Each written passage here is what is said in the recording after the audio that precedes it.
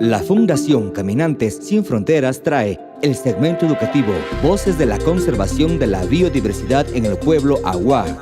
Para el pueblo Aguá, el bosque no solo da alimento y medicina. El bosque es su casa, por eso es un lugar sagrado y lo protege. Respetar el bosque es respetar nuestra historia. Es un mensaje de Voces de la Conservación, con la colaboración de la Federación de Centros Aguá del Ecuador, el apoyo del Fondo de Alianzas para los Ecosistemas Críticos y Fundación Futuro Latinoamericano.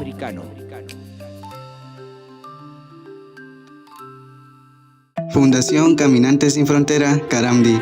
Urusa Kamdamisne. Pitpara Kuiragin Suashpa Puebla Wagin. Aguarus bane engalne tukmu kara pihtosun minmulam chime. Aguarus bane engalne pañayelmei katnawaisna punatanda kuiragiamdume. Engalda watkitne au mankit pit kuiragiamdumakpas.